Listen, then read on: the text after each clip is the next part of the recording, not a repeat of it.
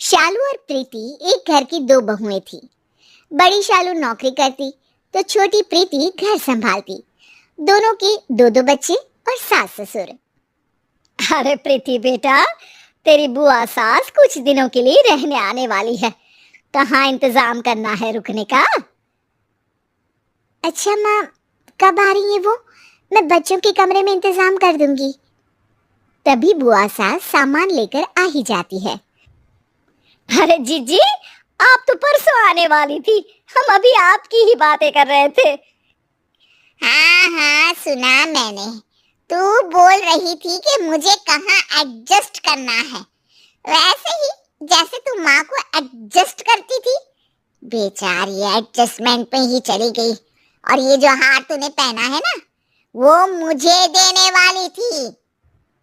तभी बड़ी बहू शालू आ जाती है। नमस्ते बुआ जी। ये हार तो माँ जी को दादी सा ने ये बोलकर अपने अंतिम समय में दे दिया था कि भगवान तेरे जैसी बहू सबको दे। वो बहुत खुश रहती थी माँ जी के पास। बुआ सास बात बदलते हुए कहती है, हाँ हाँ, जा चाय लेकर आ। कोई ये तो नहीं कह रहा कि बुआ जी थक गई होंगी, चाय पी लो। छोटी बहू चाय बनाने के लिए किचन में जाती है, जिसके पीछे बड़ी भी चली जाती है। और मेरी प्यारी बहना कब आई? नहीं बात करूंगी भैया मैं। अरे बहन, तू नाराज हो जाती है तो मेरा तो दिल ही नहीं लगता कहीं। मैं सबको बोल देता हूँ, जब तक मेरी बहन है सबसे पहले उसकी बात सुनी जाएगी। उसका काम पहले होगा, बाद में किसी का। समझ गए सब? बुआ सास खुश हो जाती है। फिर सभी खाने के टेबल पर आ जाते हैं। छोटी बहू नाश्ता बनाती है और बड़ी सबको खिलाती है। बुआ सब देख रही होती है। नाश्ते के बाद, अच्छा माँ जी, मैं ऑफिस जा रही हूँ, शाम को मिलती हूँ। छोटी बहू किचन में लग जाती है। बच्चों का टिफिन बनाती है, दोपहर को उन्हें पढ़ाती है, सबको खाना बनाकर खिलाती है और फिर शाम को चाय में सास और बुआ सास के पास बैठ जाती है। अरे छोटी बहू, मानना पड़ेगा तुझे, बड़ी ही फुर्ती से घर का सारा काम करती है। अपने बच्चों के साथ साथ बड़ी के बच्चों को भी संभालना आसान नहीं है। शुक्रिया बुआ, लेकिन हर किसी के साथ मिलकर काम का तो पता ही नहीं चलता। सबके साथ? मुझे तो तेरे साथ कोई ना दिखा। सुबह से देख रही हूँ, तू ही चाय बना रही है और वो तेरी बड़ी वाली सबको दिखाने के लिए परोस रही है कि सबको लगे कि उसने बनाया है। अरे रे रे रे, कितना थक जाती है तू। और वो मैडम बनकर निकल जाती है। नहीं नहीं बुआ जी, ऐसा कुछ भी नहीं है। दीदी सुबह से उठकर माँ जी के मंदिर की तैयारी, घर की झाड़ पोछ और किचन में सबको परोसने के साथ बच्चों को तैयार करती है। हाँ, पर तू तो पूरा किचन देखती है ना, वो क्या पागल बना रही है वो तुझे? अरे नहीं नहीं, इतना ही नहीं, शाम को घर आते वक्त वो ताज़ी सब्जियां भी लेकर आती है, क्योंकि पतियों को आने में देर हो जाती है। फिर ऑफिस में भी तो सारा दिन काम करती है, रात के खाने में फिर किचन में लग जाती है। वो ना हो तो मैं कुछ ना कर पाऊँ।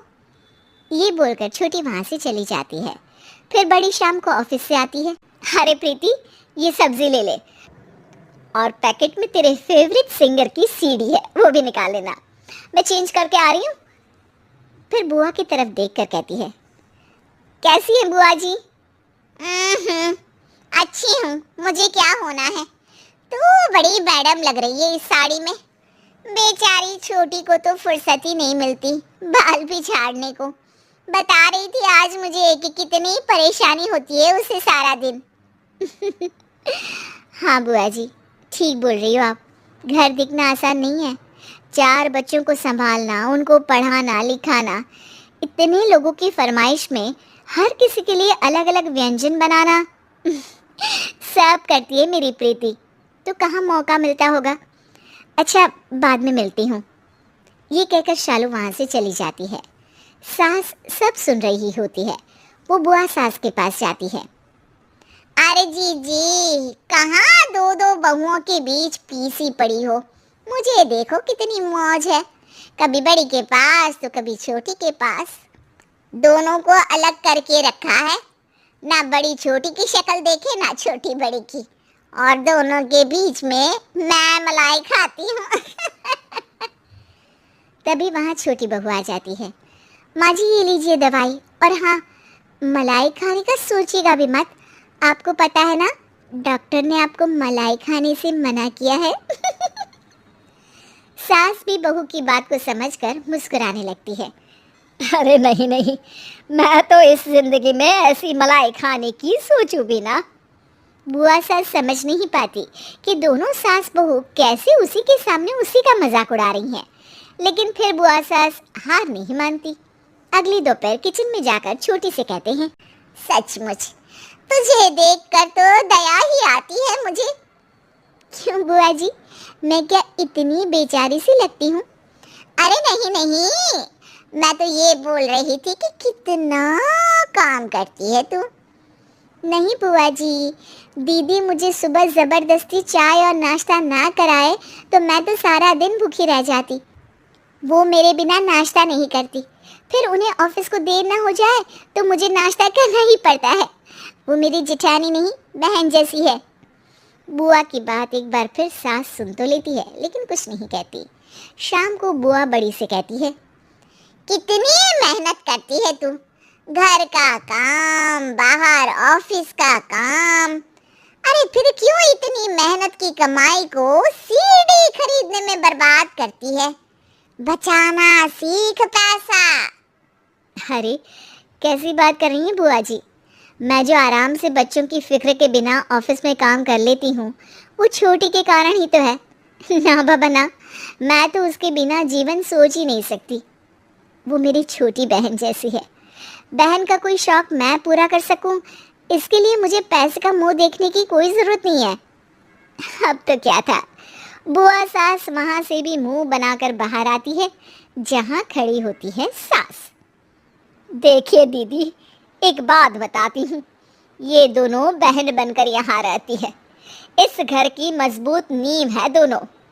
बहुत लोगों ने कोशिश करी, लेकिन मेरे ही किसी अच्छे जन्म के कर्म होंगे कि कोई इन्हें भड़का नहीं पाया। तो ये घर आप रहने ही दीजिएगा।